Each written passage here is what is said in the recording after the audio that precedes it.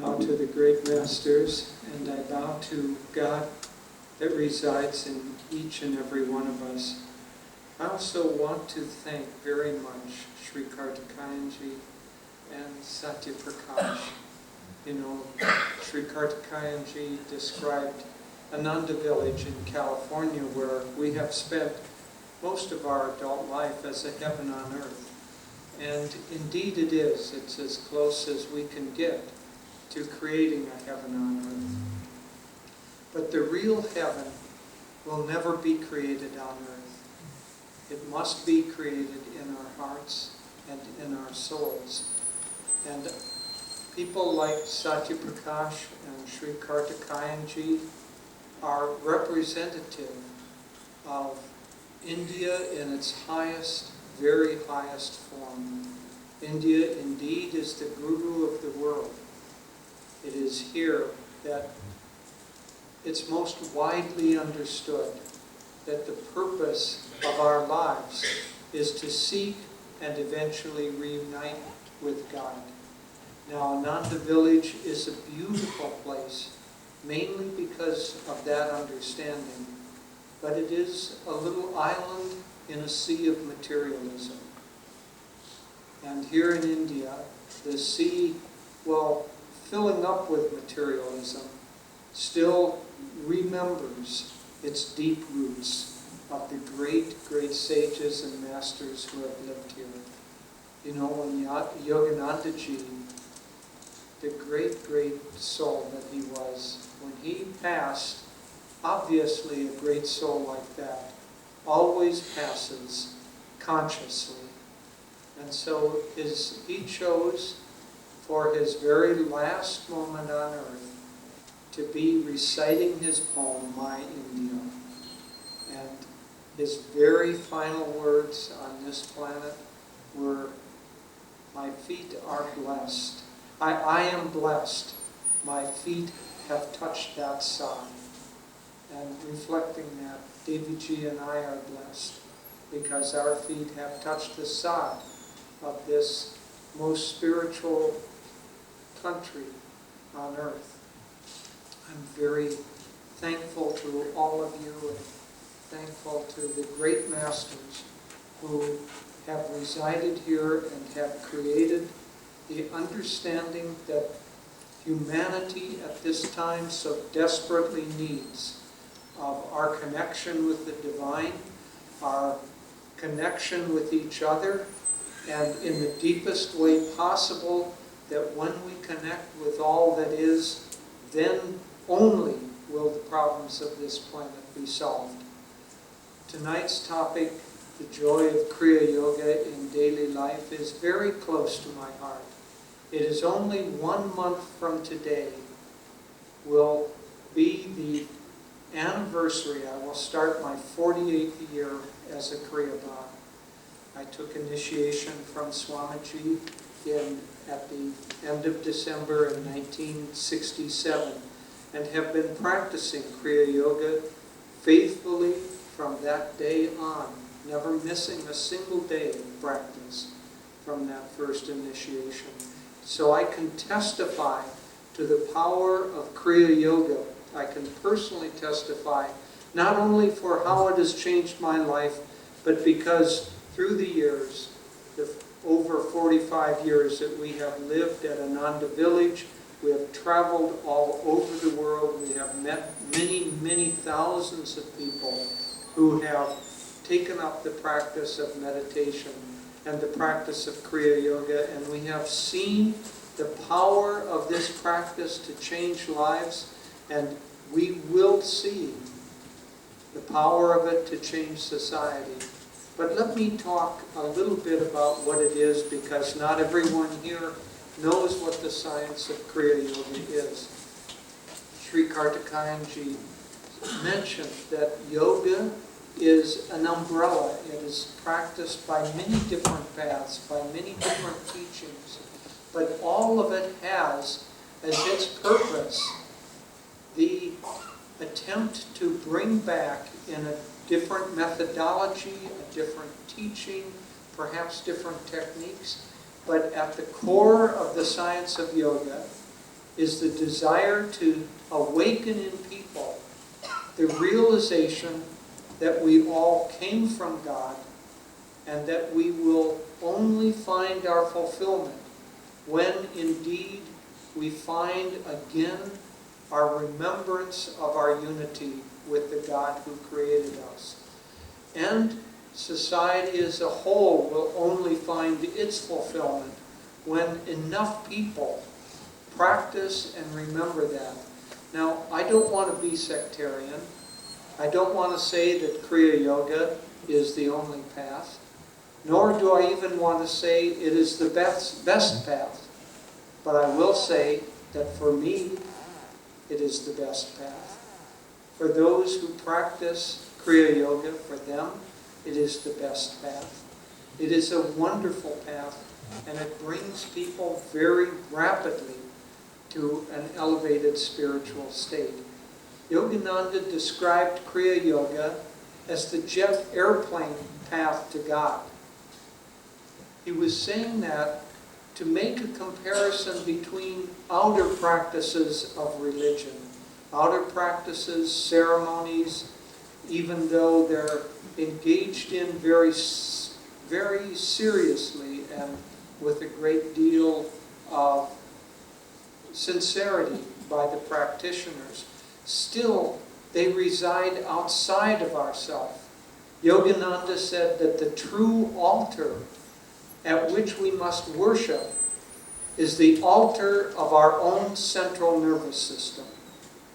Because nothing outside of ourselves is going to change us in the way that we will be changed and uplifted if we work with the central part of our own being, which is our central nervous system.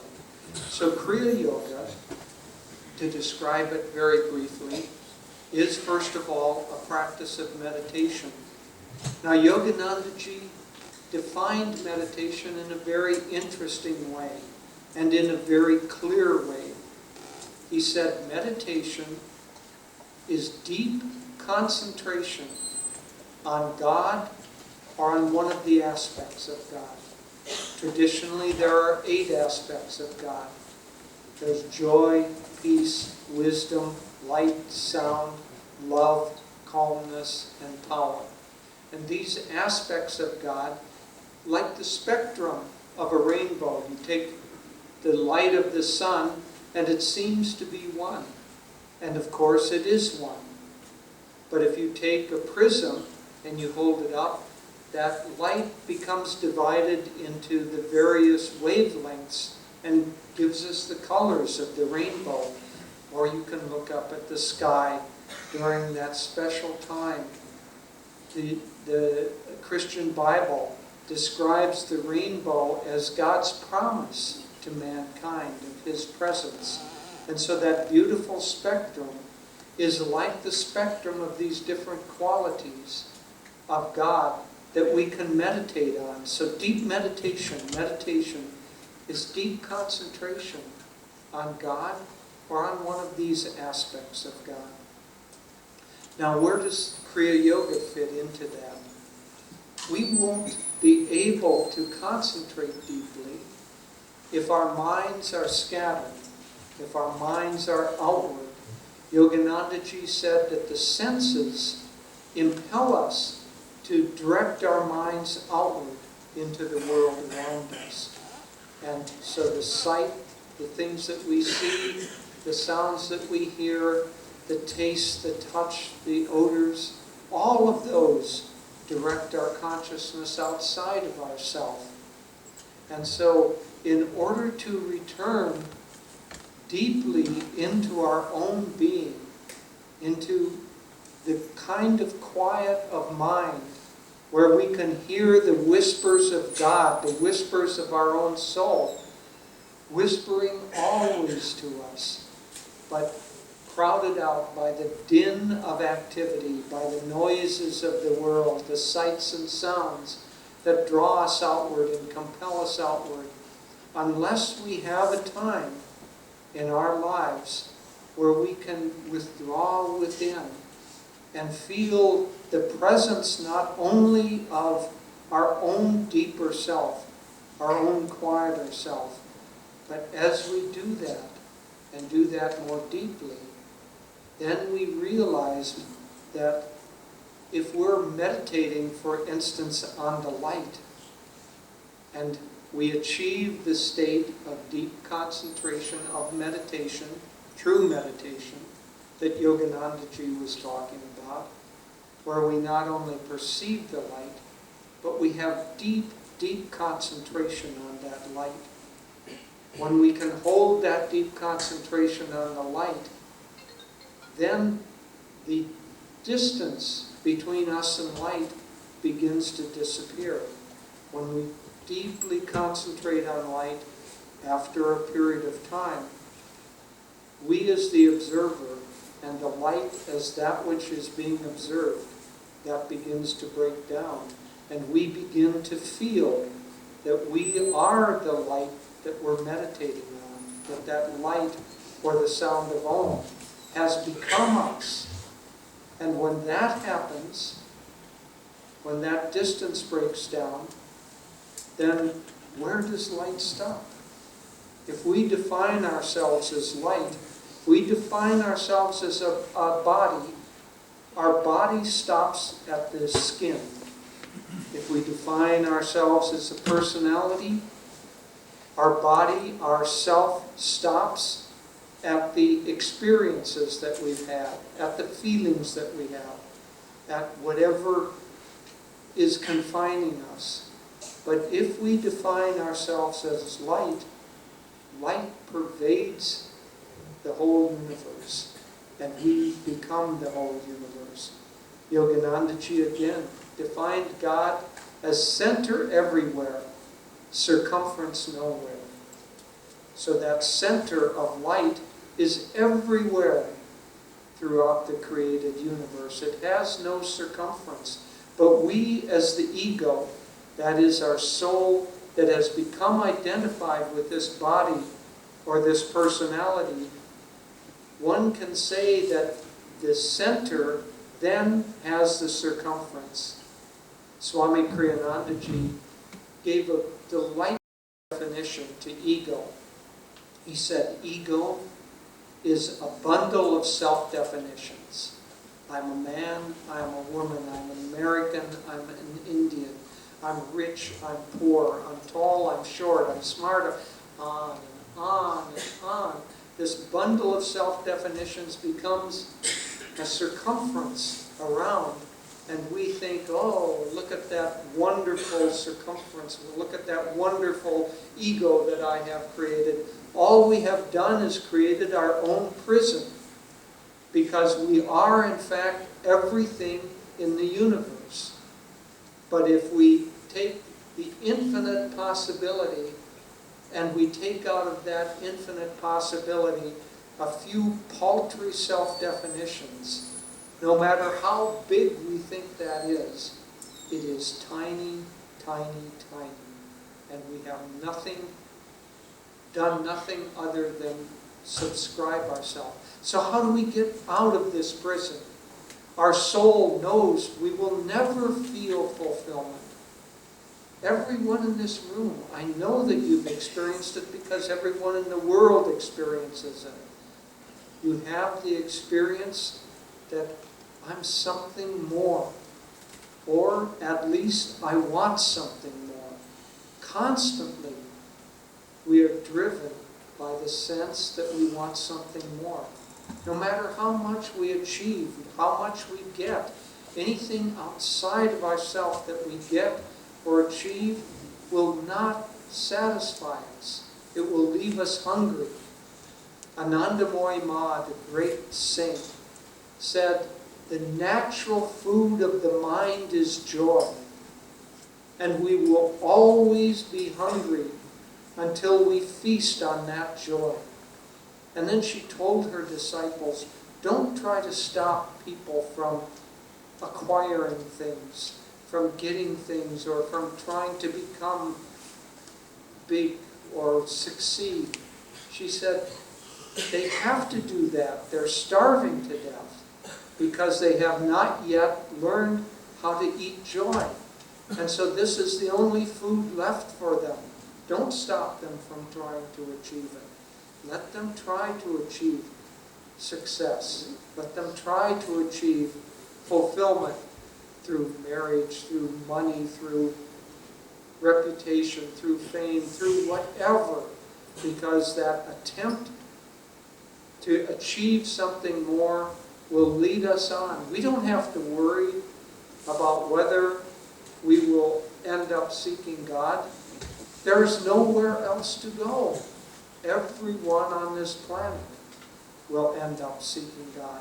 In fact, as Yoganandaji said, everyone on this planet is already on a spiritual path. He said the fundamental motivation for every person on this planet is to seek happiness and avoid pain. And so that seeking of happiness will drive us on and on and on. And so the seeking of happiness will first, maybe a person of low consciousness will think, my happiness lies in getting drunk. My happiness lies in cheating, in stealing, in hurting other people. Gradually they'll learn that their happiness does not lie in that. And so that motivation will drive us on and on and on until finally we come to the point where we find out through our own experience that nothing outside of ourselves will satisfy us. Yoganandaji said, the soul gets to a point through many, we don't want to even contemplate how many, but millions of births, the soul gets to a point of agonizing monotony. That's the word he used, agonizing monotony, where we have chased after so many empty dreams, that we've caught so many, and found once we have caught them, that it's like sand on a beach that just runs through our fingers. And at that point, we don't have to drive people to this. Their own soul drives them to it. At that point, everyone begins to ask, if I can't find fulfillment, happiness, lasting happiness outside of myself, then where can I find it? And we come to the inevitable, the ineluctable conclusion that it has to reside within. Once we come to that point, then we need someone to help guide us, because the world within is not something that can be seen with our eyes or felt with our hands. One of Swamiji's brother disciples talked about the difficulties on the spiritual path, and he said, if only I could get my hands on them. And of course we can't. They're not outside. They're not susceptible to our hands and our eyes and our ears. But the inner world is. And so as we begin to turn our consciousness toward the inner world, that inner world begins to open up to us. But how? How do we turn our consciousness there? Because God has created us in such a way that our senses draw us outward, the world draws us outward, everything seems to draw us outward. How do we reverse that process? Well, we have to learn to control the life force that resides within us. And so, as Sri Kartikayanji said, yoga is an umbrella. There are many different paths of yoga, but Kriya Yoga is that particular aspect of that path that works on controlling life force. Now, we aren't the only path that does that. There's a whole science. Life force is called prana, and the control of that prana is yama, means control. So pranayama, the techniques of pranayama are practiced by many, many different paths of yoga. It's one of the central teachings of yoga. So Kriya Yoga fits in as a particular and very deep and central practice of that. In Kriya Yoga, it's given only through initiation, so I can only talk about it generally. But in Kriya Yoga, by concentration and by the use of a particular breathing technique, we rotate energy around the inner spine, and that magnetizes our own central nervous system. It magnetizes actually the deeper nervous system, which is the pranic nervous system. And by magnetizing that, the life force which otherwise goes out is now withdrawn within ourselves. And then, by continued practice, we not only withdraw the life force, but we uplift the life force to the higher chakras, and especially to this chakra. This is the center of joy. It is the center of light. Or it's also known as the guru, the center of the guru in the body. And so by bringing all of our concentration and our life force to this center, that's when the inner world opens up to us. So Kriya Yoga fits in as, that's why Yoganandaji called it the jet airplane path, because it works directly on this process, not indirectly.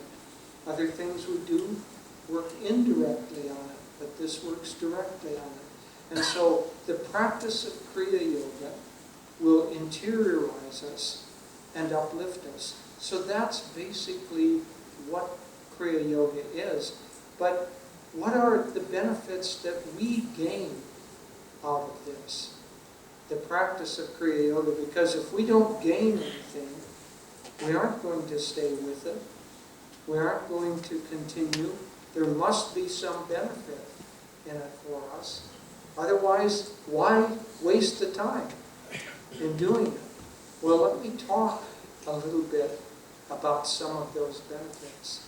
So I've talked now about the prana, how Kriya Yoga helps us withdraw that prana, that life force. But it also, and this is most important, it helps us to direct that life force. It helps us to direct the flow of energy up the spine, and as that flow goes up the spine, it makes us more expansive, it makes us more in touch with other people, it makes us more in touch and uplifted in our own consciousness, it heightens our awareness. You know, when Yoganandaji came to America in 1920, he said many things that people thought were just kind of symbolic aspects. He said, for instance, the practice of meditation and looking into the light at this center, the kutastha, or the spiritual eye, he said, by looking into light at that point, you will change the very cells of your brain. Now in 1920, or thereafter, a few years thereafter, scientists barely knew about cells of the brain. Of course they knew some basic anatomy, but it was far, far before modern methodology has allowed us to look inside the brain with MRIs and other ways of measuring things. And lo and behold, we find out that Yogananda was not talking symbolically. He was talking scientifically. Yoga is a scientific practice. It isn't symbolic. And so when he said that looking into the light here changes the cells of the brain, you know what scientists find now with MRIs and other techniques? They can look at the brains of meditators, and they can look at the brains of non-meditators, and the meditators have more neurons at the prefrontal lobes. They have more activity in the prefrontal lobes that is not just while they meditate. So both the structure of the brain and the function of the brain changes through meditation. And what's the result of that? Meditators are happier than non-meditators. Kriya yogis are happier, more fulfilled, calmer, more peaceful, more loving. All of these qualities that I was talking about, these aspects of God, when we interiorize our consciousness, all of those qualities begin to become alive within us. And when they become alive, the way we function in this world changes. And so by learning to control and uplift the flow of energy, there are basically, in the world of duality, everything is made of duality. This creation is made up because of duality. Yoganandaji would sometimes take some of his disciples to a movie theater, and in the midst of the movie, when the excitement was at its highest and the hero was in trouble and the heroine was afraid for him and the villain looked like he was going to succeed and overpower and evil was going to overcome good, and right during the miasma, the height of that drama, Yogananda would tap the disciples on the shoulder and say, "Look up." And they would look up and they would see the beam of light coming from the projection booth. And he would say, "Everything you see up there on the screen is only a play of light and dark. Stop that play of light and dark and there is no movie. Stop duality, there is no outer universe." So duality exists in order for the universe to exist. And it will exist as long as the universe is in manifestation. You and I have our own duality. And as long as we exist in that duality, we will continue to exist as an ego. The practice of yoga is also meant to bring us out of duality into unity. Out of the sense of separation from God into the knowledge of our unity with God. And it's meant to bring this life force up the central nervous system and bring it into the higher centers. Now, that upward flow of energy, as opposed to the downward flow of energy, is what creates our happiness or our sadness. We think, because the energy goes outward, we think that we're happy because something happens to us. And we're unhappy because something happens to us that we don't like. And so we think, let's say that if we get a shiny new car, that we're happy because of the car. We aren't happy because of the car. We're happy because our response to the car, our reactive process, creates an upward flow of energy. And as long as that energy is flowing upward, and we attribute it to the new car, then the new car is in fact a source of happiness to us. But not the real source. It's just the excuse that we use in order to have our energy flowing in a positive direction.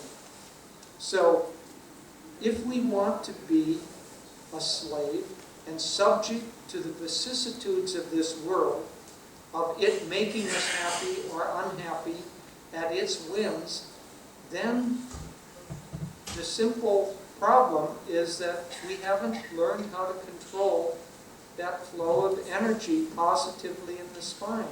It's even reflected in the way, in the body posture that we have. Have you ever seen, when you're happy, you stand upright? The picture of Babaji and Lahiri Mahashaya have their eyes upraised. That's because their energy is up. Their eyes follow that energy. And when we are happy, we stand up. we look up, we feel the uplifted energy.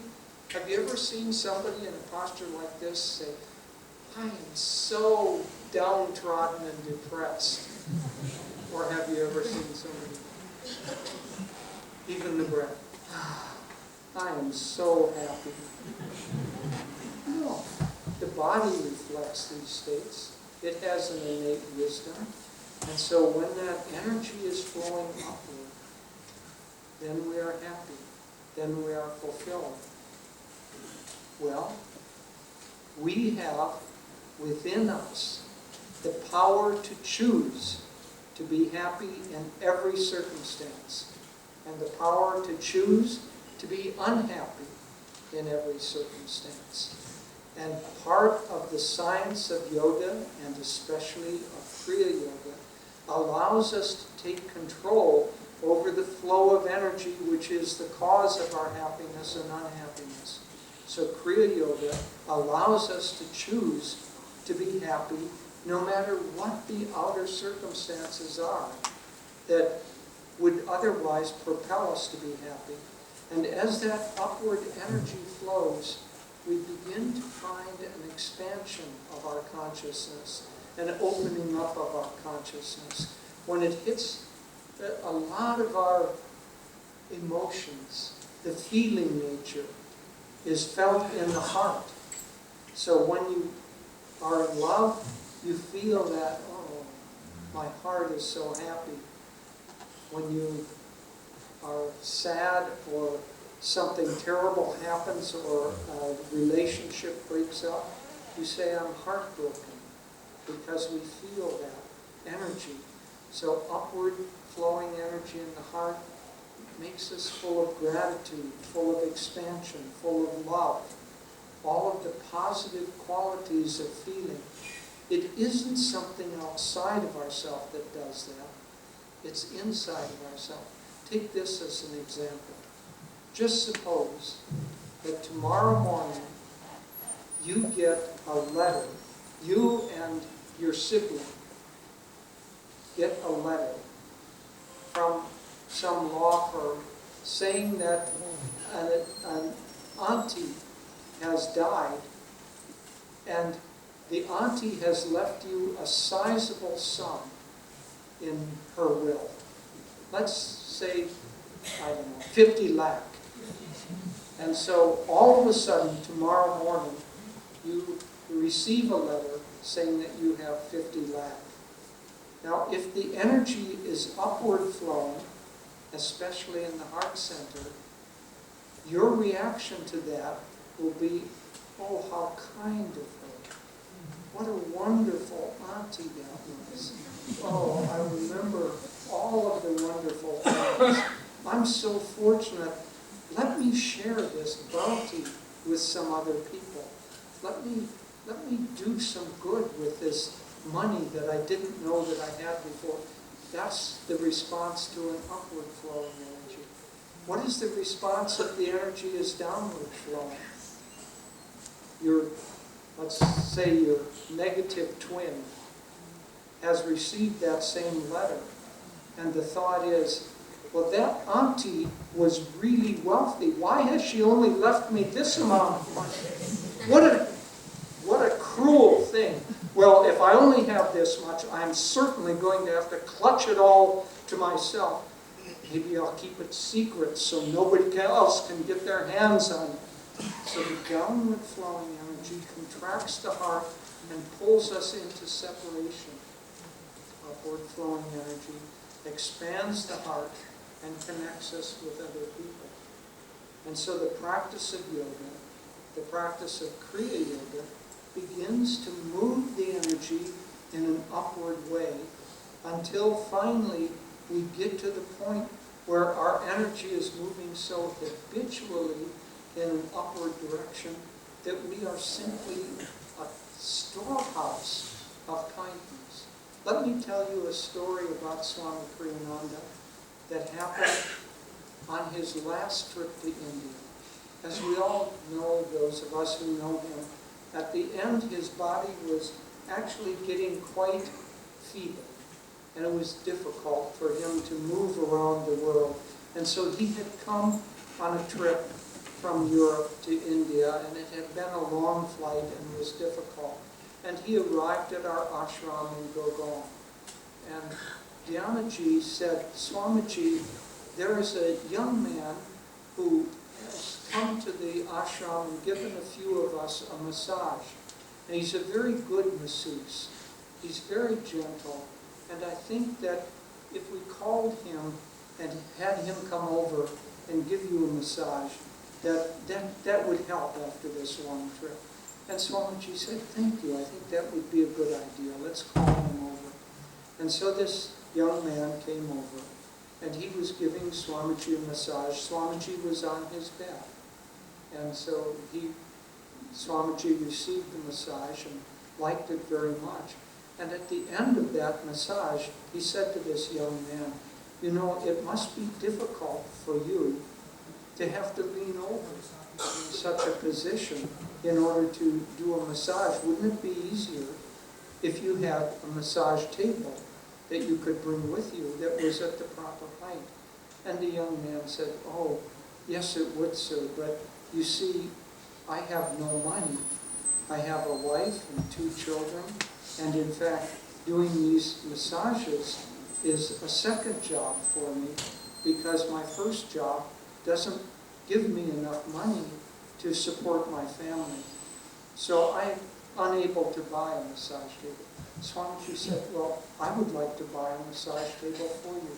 Now note that this is the first time Swamiji has ever met this young man. And the man said, oh, no, please, sir, they're quite expensive. And Swamiji said, well, still, I would like to buy one for you. How much are they? And the young man said, oh, they're quite expensive. I think they're more than 10,000 rupees.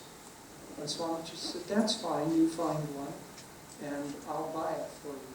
And so a day later, the young man came back, and he said, oh, sir, when I went to the store and actually found the price, they were double the price of what I had said. So they're very expensive. And so thank you for your kind offer, but that's too much. So I said, no, no, that's fine. I would still like to buy that for you. You go and you get that massage table, and then you have the bill sent to me. And the young man, now that in and of itself is a kind act. But here's the real magic of it. When that young man left the ashram, before he left, he talked with one of the people in it, and he said, I have grown up as an orphan. I lived on the streets, and I barely was able to survive. And finally I came into my later years, you know, I grew up, I found this occupation, I learned massage, but what I have never had in my whole life, and have always yearned for, is to know the love of a father. And today, for the first time, I have known the love of a father. Now, Swamiji didn't know the story behind that young man. He just had an open heart that wanted to help everybody that he came in contact with. That's the power of Kriya Yoga. It uplifts, it opens our heart. Remember when I said the different aspects of God? One of those aspects is love. And when we come deeply in contact through meditation with that aspect of love, love becomes not something that we do, it becomes our very nature. It becomes our very definition. Swamiji couldn't help but love. He couldn't help but help people. We heard a very, very interesting dream that someone had recently. In the dream, there was a small gathering, a kind of a satsang, and Swamiji was there. And someone came up, and there was a young girl, about 8 or 9 years old. And the mother came up and introduced this young girl to Swamiji. And Swamiji looked at her and slapped her 3 times on the cheek like that. Not hard, but not really soft either. And the people around, this was all a dream now, the people around were kind of aghast. What is this? What kind of a way is this to treat a young girl who's just met you? What an odd person this is, and so on. And someone asked, Swamiji, why did you do that? And Swamiji said, it was this girl's karma to be slapped 3 times by a person who was at his angriest possible moment. And this is my angriest possible moment. And I slapped her 3 times. So when love awakens in our heart, it drives out the negativity that otherwise could reside there.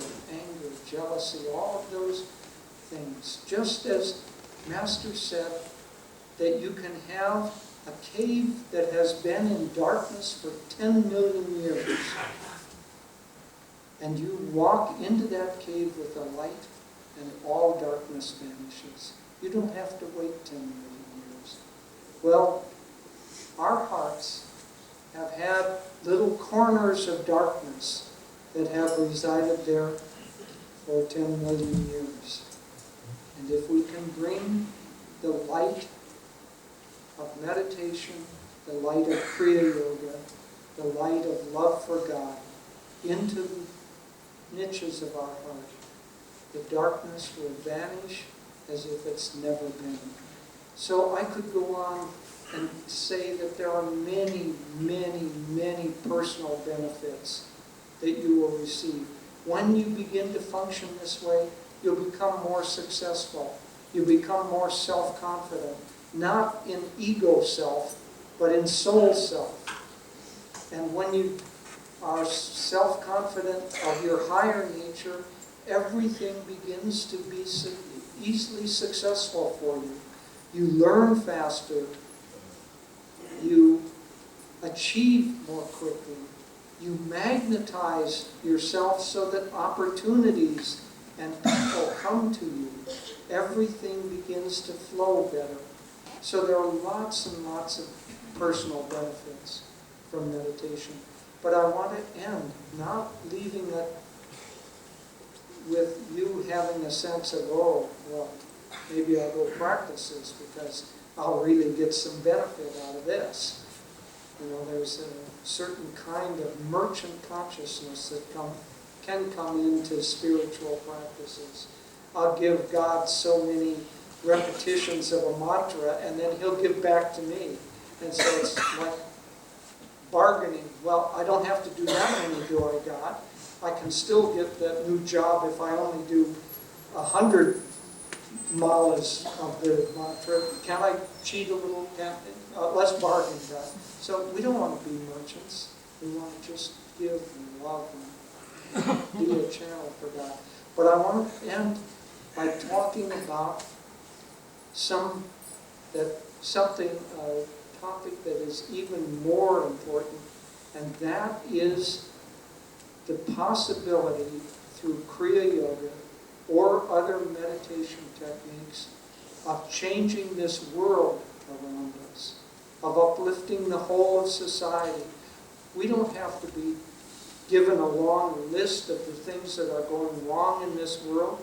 We just have to look around and see one of the dangers of this world. We can look at our smartphones and we can be happy that we have all this technology, but we have not yet uplifted our consciousness as a civilization high enough to be able to maturely and responsibly use these dangerous tools that we've discovered.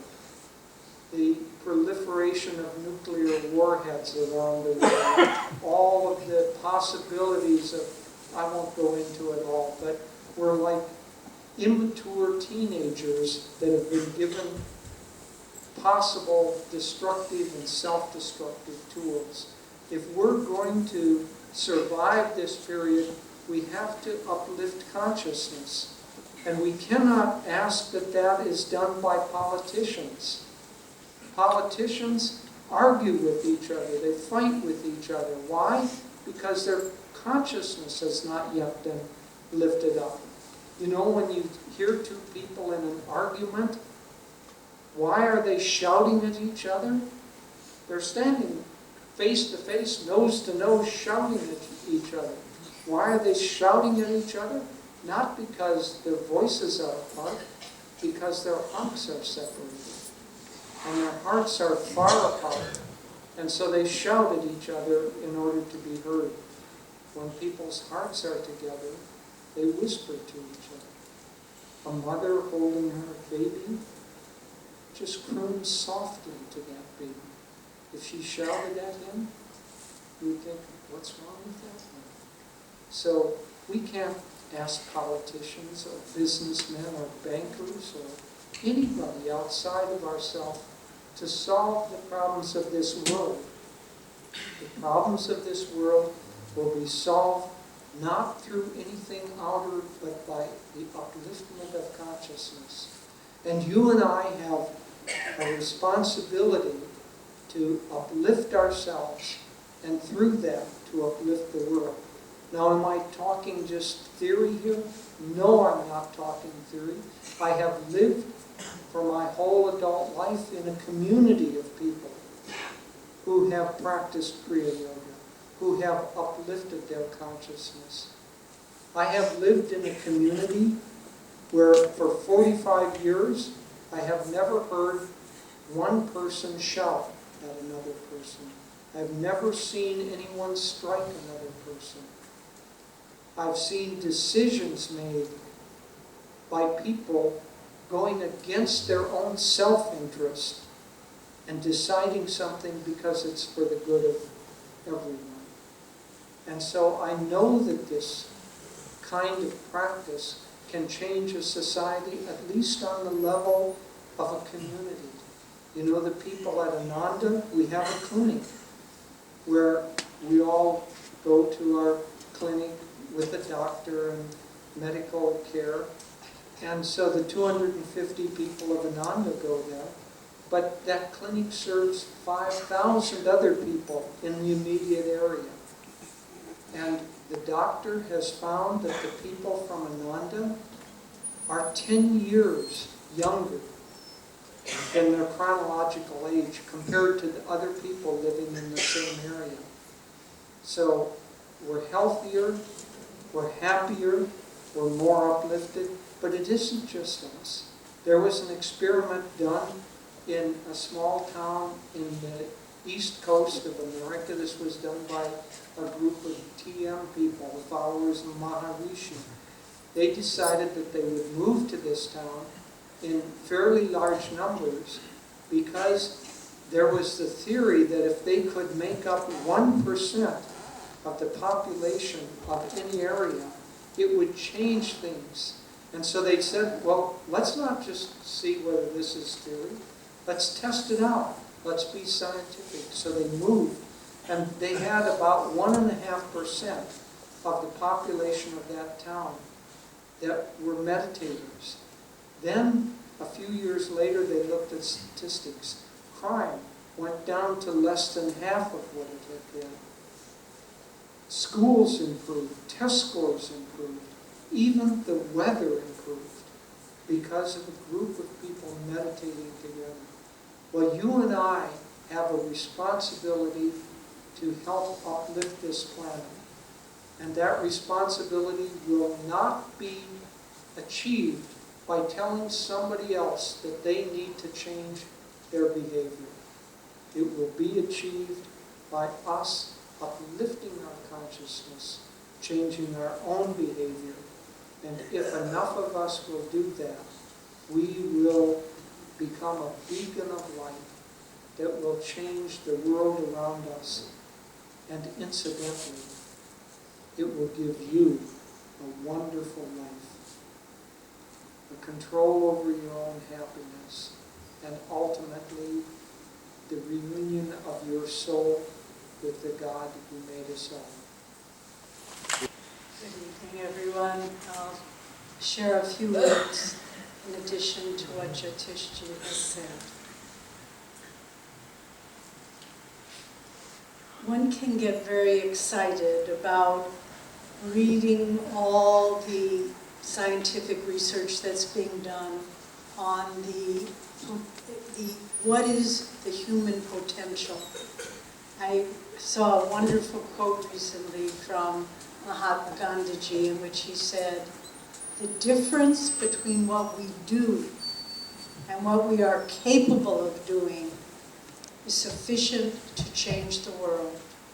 And so, what are we capable of doing? And this is what the science and practice of Kriya Yoga awakens within us. It awakens our own latent potential as human beings. I read an article some time ago about a woman who had such incredible sensitivity to the variation in color that where most people would see red, red-orange, orange, 2 or 3 colors, she would see hundreds of variations in that spectrum. And paint companies would hire her because when they would make those little paint samples, because she could see with such accuracy that differentiation. And this is just one little aspect of our human senses, that why can she do that and I can't do that? And you know, it's just like, think of the difference between ordinary light bulb when you turn on a light in your room and a laser beam. What's the difference? The light bulb sheds light, maybe you can read, maybe you need to turn on the lamp, but it diffuses light around the room. But a laser beam, because it is focused, it can perform surgery, delicate surgery on the eyes, on the brain. It can cut through metal. It can, with incredible precision. Well, what's the difference between a light bulb and a laser beam? Focused, directed energy. And this is what Kriya Yoga gives to us. It gives us the ability to focus and direct our energy so that whatever we do, we are doing it with our full potential. And Swami Kriyananda, who we refer to often, he was our spiritual teacher for more than 45 years.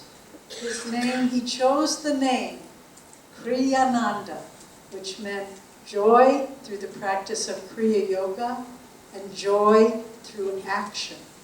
And he was able to show in his lifetime how the practice of Kriya Yoga enhanced and enabled him to accomplish what was seemingly humanly impossible, writing 150 books, 400 pieces of music, on and on we could go.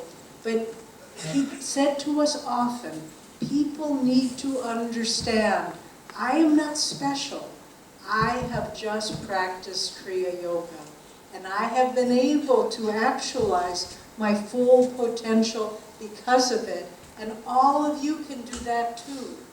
Jyotish was speaking of the frontal lobes of the brain, where they do a lot of study there, scientists. Well, the more they study, each area of the brain has, it's not entirely separate, but it has a different responsibility, one might say. The prefrontal lobes, that part of the brain where when we practice meditation, when we practice Kriya Yoga, we draw and focus with laser-like concentration, the energy there. That prefrontal lobe is, they call it the executive center of the brain.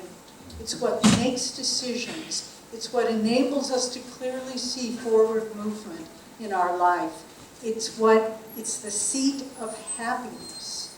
People, and conversely, there are lower, less developed aspects of the brain that are dealing with subconscious fears, anxiety, negative depression. And when they do brain tests, MRIs, of people who are struggling with emotional problems, they find that the high activity centers are these lower structures in the brain. So why not choose, through the practice of meditation and Kriya, to activate the higher functions of our brain?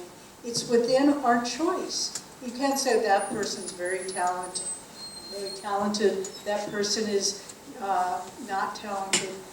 We all have innate human potential that we need to actualize, and we will always be feeling a sense of incompleteness. Was blessed to have a very wonderful, wise and compassionate mother. And I remember toward the end of her life, she said to me, I always thought that when I would get old, I would be wise, but it just didn't happen. Well, she was a wise person, but I think if she could have experienced the power of bringing that energy away from all this reactive process, I like this, I don't like this, oh, I hope this doesn't happen, oh, please let that happen. And our energy is dispersed and diffused, and we never are able to achieve that perfection that we want.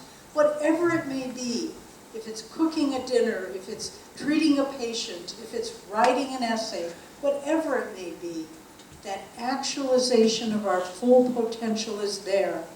And another thing they're finding about with brain study, it used to be, in fact, our friend who is the main doctor at Ananda Village in California who runs this clinic, he said, when I was going to medical school, they told us that after 50 years old, the brain began to lose its capacity to learn and change. He said, now, more recent research is finding this is absolutely false. The brain never loses its capacity to grow and to change and to adapt, to learn new languages. It's we ourselves who choose. We withdraw, it's seemingly too much energy, but we need to understand that by practicing Kriya Yoga, we unlock the floodgate of that energy, and we automatically begin finding clarity of mind, enthusiasm, creativity, all of these things. The actualization of our potential is, we look at little children and we think, oh, they have such a bright future. Each and every one of us has a bright future if we are able to fill our brain with heightened energy. And it's not something that you need to understand, it's not something that you just are all restless and, oh, I have heightened energy now. The power of Kriya Yoga is the most calming, centered, focused experience you will ever have in your life. Nothing will ever touch that experience because you are experiencing your own highest self. Kriyanandaji would often say, I am not here to convert you to anything but your own highest self. And that's what we realize through these wonderful techniques. Now, how can it help us? How can living on a higher level of our own potential, how can it help us in daily life? I'd like to touch on several areas. First of all, dealing with challenges and problems and obstacles. Yoganandaji had a wonderful saying. He said, there are no obstacles, there are only opportunities. And I have seen this in my life as a disciple of Yoganandaji, as a student of Swami Kriyananda. We have, in building this Ananda worldwide work, I can't begin to tell you the obstacles we have faced. One, for example, some of you know, 1976, when we were 8 years into building the beautiful community that Sri Kartikeyan spoke of, we were struck by a forest fire. Everything was burned to the ground. You might think we would have given up. You might think we would sit slumped in a chair saying, it's my karma, there's no way we can do it.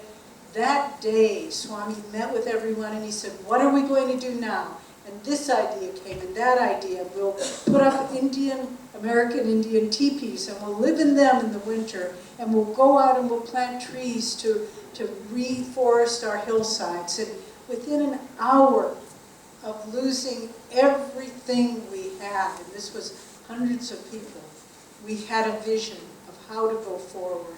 And I knew that was the power of meditation and Kriya Yoga. I looked around me and I thought, I am walking with giants. I am walking and living with spiritual giants in the midst of this seeming tragedy. And it's all, again, when you're having a problem facing you, haven't you often heard someone say to you, why don't you just sleep on it? In the morning, maybe you'll find a solution. Well, that works to a limited extent, because when you sleep, you get fresh energy, your mind clears, you're able to approach it in a new way. But why not accelerate that process? And that's what Kriya Yoga does. It stimulates that executive function that comes up with solutions, that is able to say, we could do this or that or this. And it's a thrilling thing to watch, the undeterred human spirit. Then, once you're able to come up with these creative solutions, how do you know which one to do? So often people ask us, how do I know how to make the right choice in life? Whatever it might be, job, marriage, children, whatever it might be.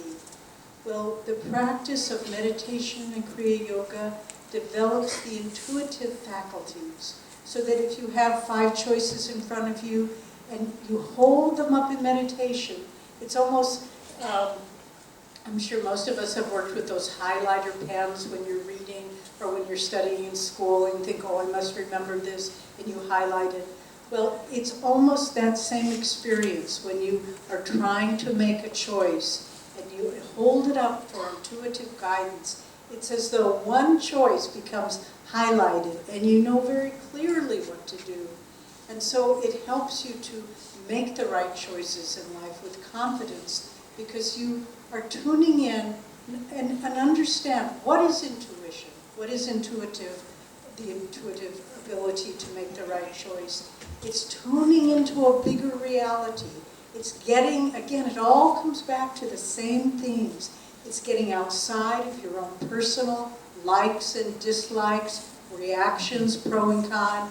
And this is a saying that we often use in trying to make decisions in the communities that I've lived in throughout the world. If there's something uncertain and we're not sure where to go, we just stop and say, what is trying to happen here? And that's such a wonderful approach. Not, I want this, or you don't want this, but there is a higher guidance that's trying to come through. Let's find it. Okay, daily life. We're faced with challenges where we come up with clear solutions. But then, how do we develop the energy and follow through to manifest what we know is the right thing to do? Again, that comes from the release of energy that goes out in self-canceling directions. That's what so much of normal human processes are. They're self-canceling. I want to do this, but maybe I don't have enough time. This seems like the right direction. Oh, but what will people think of me? This is one thing I love so much about Swami Kriyananda. If he knew in his heart that something was the right direction to take, he didn't care what people thought about it. And it was often, I would not say often, I would say it was always the right direction to go. He had a beautiful song that he wrote, walk like a man, even though you walk alone. Why court approval once the goal is known? Let come who will, or let them all turn home. Your soul knows the answer. Go on alone. And so if we can summon up the energy to say, I know this is the right thing to do, and I will keep working on it. I will keep moving it forward till it is completed. We were having dinner a few months ago with Sri Kartikaya, and he travels all over the world on a constant basis, on a humanitarian, not vacationing, believe me, always on humanitarian efforts. And he said very quietly, he said, I have never foregone something I have made a commitment to.